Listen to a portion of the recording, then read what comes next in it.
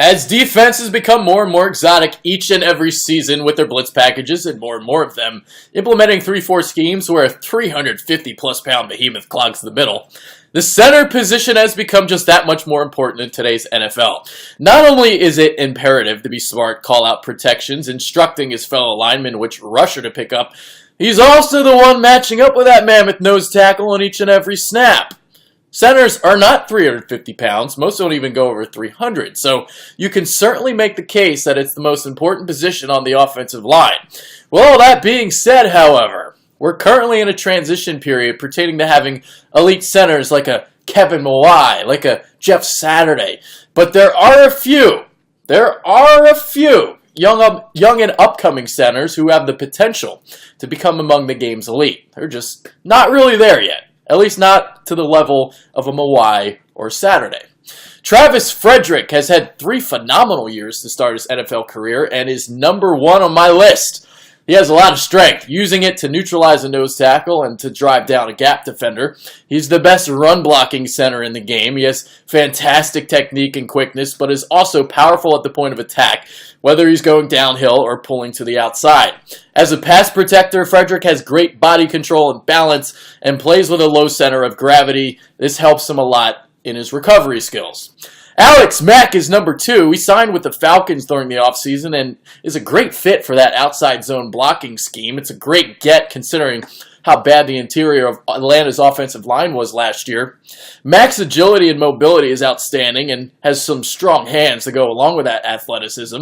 He came back from a broken fibula last year, and the injury showed over his first half of the season, but he played really well over the final 8 games. As a pass protector, Mack showcases balance and uses his athleticism in his recovery. He generates a lot of strength from his hips, which helps him when anchoring. Nick Mangold is third on my list, and it's crazy. A few years ago, it appeared that Father Time had caught up to him, but he might have a few good years left. To combat those nose tackles disrupting the middle, most teams sacrifice a guard to help out the center, but Mangold is one of the few that can take on that nose tackle one-on-one, despite the 50-pound weight disparity.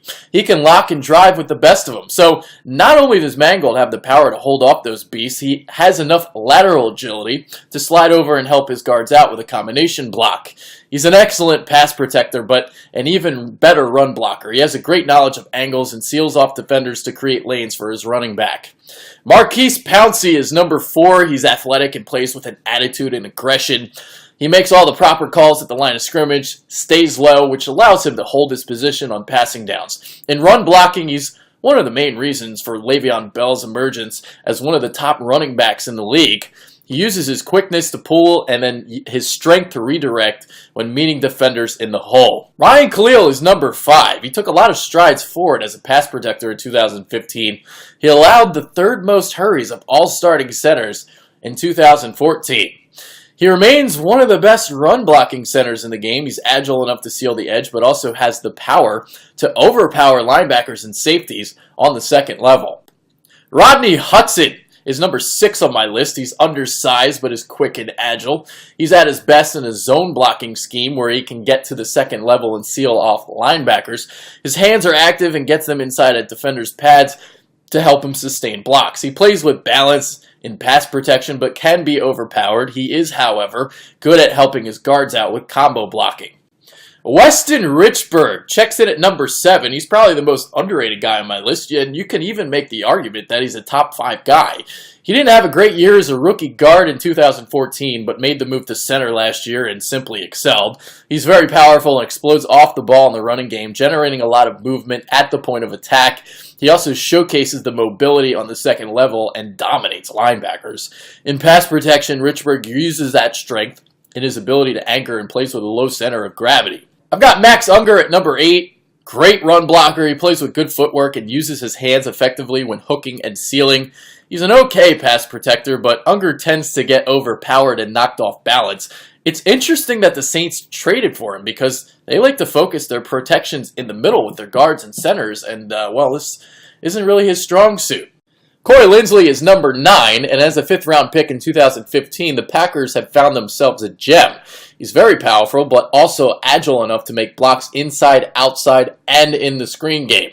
He's very well-rounded. His technique and footwork is outstanding. With his balance and strength, Linsley doesn't get moved off his spot often in pass protection.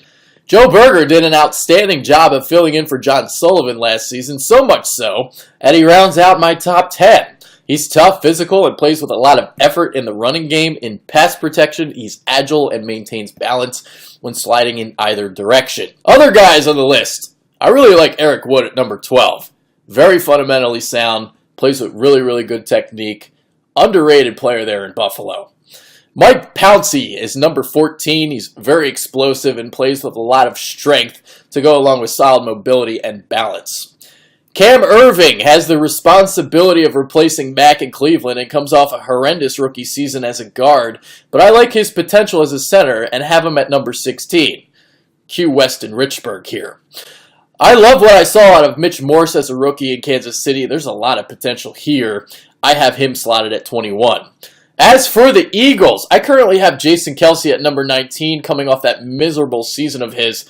I'm curious to see how he's going to fare in Doug Peterson's power running attack because Kelce is seen more as a finesse player than a power one.